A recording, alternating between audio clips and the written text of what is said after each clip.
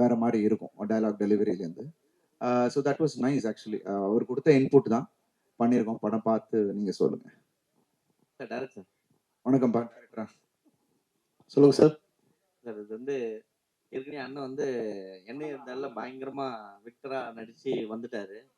So தலை அப்படின்னு வரும்போது டைட்டிலு ரெட்டை தலை அப்படின்னும் போது முதல்ல உங்களுக்கு தோணுது அருண் விஜய் அவர்களா இல்ல வேற ஏதாவது ஆப்ஷன் இருந்ததா? இல்ல, அது ஃப்ராங்கா சொல்லிடுறேன். கதை எழுதும் போது எப்படின்னா அடுத்து 15 நிமிஷத்துக்கு ஒரு இன்ட்ரோல் பிளாக் வரணும், அந்த இது மைண்ட்ல வச்சுதான் கதை வந்து நானு, லோகுன், என்னோட அசிஸ்டன்ட் பார்த்திபன் 3 பேரும் அதை ஒர்க் ஸ்டார்ட் பண்ணோம்.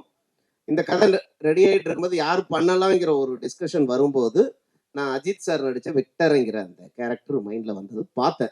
பார்த்துட்டு சதீஷ்னு ஃப்ரெண்டு மூலியமா சாரை வந்து மீட் பண்ணி சார்கிட்ட நான் கதை சொல்லும்போது, சார் இது வந்து டபுள் ஆக்ஷன் கதை தான், ஆனால் ஒருத்தன் கெட்டவன், இன்னொருத்தன் அவனோட பெரிய கெட்டவன், இப்படி 2 கேரக்டருக்கு 2 பேருமே எனக்கு 2 பேரும் பண்ண மாதிரி வேணும்.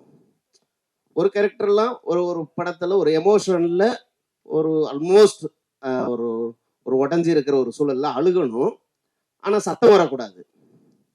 ஆனா ஒரு நல்ல சிங்கிள் ஷாட் வரும்போதும் அது பண்ணணும். இது மாதிரியானது இருக்குல்ல, இதெல்லாம் நாங்க வந்து உண்மையே சொல்றோம், பொய்யா சொல்லல. 5 நிமிஷம் தான், ஒரே டேக் தான், அப்படியே ஒரு ரிஹர்சல் பார்ப்போம், ஒரு டேக் தான் எடுத்தோம். பயங்கர அது வந்து எக்ஸ்பீரியன்ஸுக்குன்னு ஒரு மரியாதை சினிமாவில் இருக்குங்கிறத நான் தெரிஞ்சுக்கிட்டேன். ஒரு நல்ல டேலண்டான ஆக்டர்ஸ் கூட ஒர்க் பண்ணும்போது, அது அருண் விஜய் சார் மாதிரி ஆட்கள் கூட ஒர்க் பண்ணும்போது அது எனக்கு பெரிய யூஸ்ஃபுல்லாக இருந்தது. அப்புறம் என்னோட டெக்னீஷியன் குரூ வந்து எனி டைம் எந்த சுச்சுவேஷனுக்கும் ரெடியாக இருப்பாங்க.